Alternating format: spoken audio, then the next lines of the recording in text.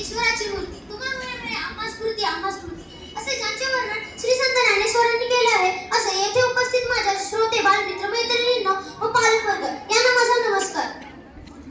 15 August स्वातंत्र्य दिनाप्रमाणेच 26 जानेवारी प्रजासत्ताक दिन म्हणून भारतभर साजरा केला जातो. शाळा, महाविद्यालय, सरकारी कार्यालय, घराघरांवरती राष्ट्रध्वज फडकविण्यात येतात. मुख्य समारंभ दिल्ली येथे लाल किल्ल्यावरती रोषणाईने व तिन्ही संविधानाच्या दिवसभराच्या कवायती व प्रदर्शनाने साजरा केला जातो.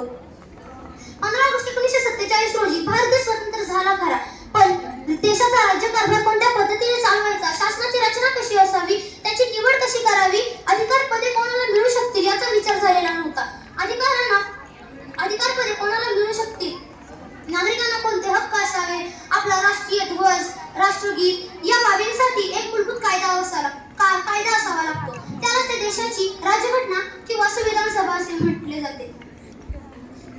प्रत्येक देशाचा राज्यकारभार हा त्या देशाच्या संविधानावर अवलंबून असतो. म्हणूनच इंग्रज सरकार व त्याचे कायदे कानून संपुष्टात आल्यानंतर भारताच्या काही नेत्यांनी भारताची संविधान सभा किंवा राज्यघटना समिती स्थापन करण्याचे ठरवले. डॉक्टर राजेंद्र प्रसाद, डॉक्टर आंबेडकर, पंडित नेहरू, सरदार वल्लभभाई पटेल, मौलाना आझाद व स्वातंत्र्य चळवळीतील अनेक नेते या संविधान सभेचे सभापती होते.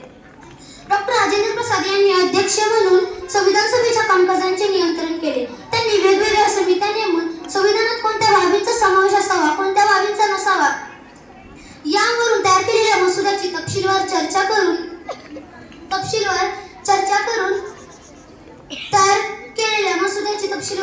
करून संविधान निर्मितीसाठी सभेचे 3 वर्ष कामकाज सुरू होते. 26 नोव्हेंबर 1949 रोजी भारताच्या संविधानाला मान्यता मिळाली. 1950 रोजी संविधानाला पूर्ण भारतभर अंमलबजावणी सुरू झाली. असा हा सोन्याचा दिवस म्हणून 26 जानेवारी आपण प्रजासत्ताक दिन आज साजरा करतोय.